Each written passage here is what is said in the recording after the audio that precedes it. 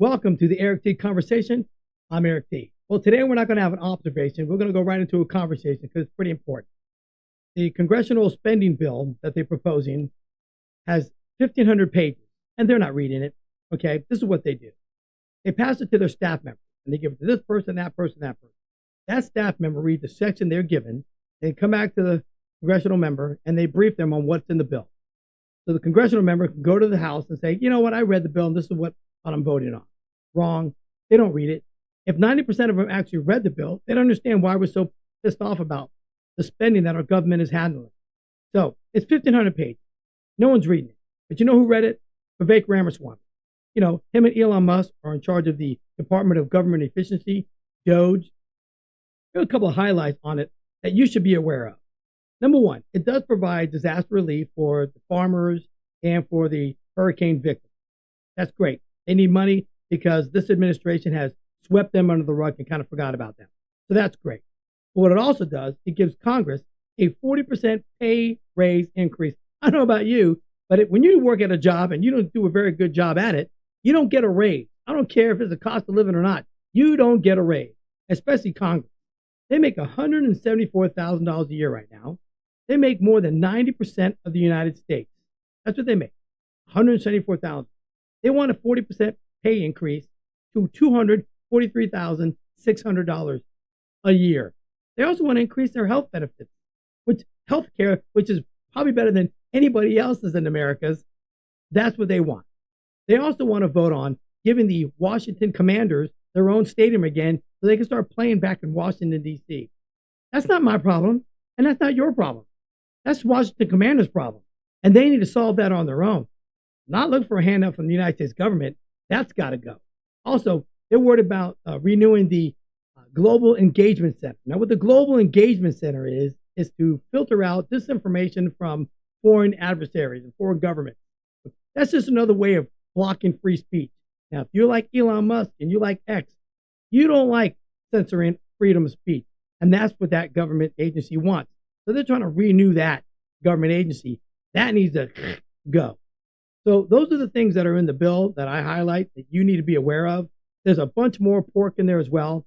Why can't they just vote on certain one subject bill? But they won't do it because they all try to get their hands in the pot. So call your congressman, congresswoman, senators, and let them know you don't want this bill passed because this needs to stop. It's ridiculous amount of spending. Call them today before they fund this, and we're all screwed. Also, Biden came out finally and spoke about the drone incidences that are flying all over the United States. He basically said, there's nothing nefarious going on here. And I think he slapped the reporter a high five and went on his way. That's it. He had nothing to say. Now, he knows what's going on. They're just not telling anybody. But here are a couple of things that have been out in the news. So right now, I heard about it could be from Iran. Now they're saying they're looking for some type of chemical that they lost track of on December 2nd. And these drones are out there sniffing around trying to find some chemical trail of it so they can locate it. That's what's going on. Then people are saying it's China because a lot of these drones now are flying over more military installations all over the United States, and they're taking pictures. And by the time they realize they're there, the whole system has to shut down. And then they go back outside the gates, and they're in civilian airspace. And that's when the local authorities have to get involved, and they don't know what to do because nobody knows where they're coming from. So that's part of the drone problem as well. And I just spoke to someone earlier today, going to the University of South Florida, and he's on a chat group with people from New York and New Jersey, and they are spotting drones all over the place now.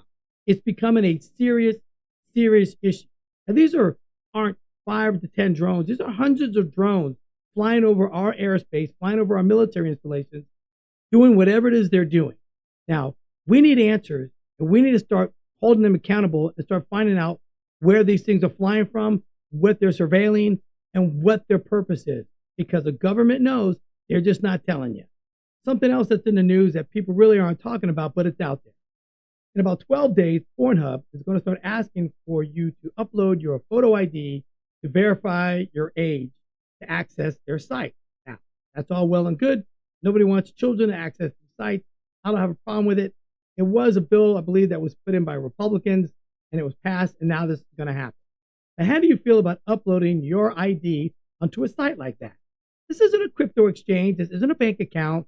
This isn't Netflix. This is one of those sites that if somebody finds out you're on one of those sites or accessing one of those sites, it can cause problems for you personally and professionally. So drop a comment. Let me know how you feel about putting up your ID. And if you're going to watch it, are you going to put your ID on there and participate in the Pornhub site? Let me know. I'm curious to see how you feel about that, because it is a little bit of a privacy issue. It is. Whatever you do is your business. I don't care either way. But do you want to put your ID in there? Let me know. Anyway, join me next time for a little chit chat, some observation, and some good old fashioned conversation.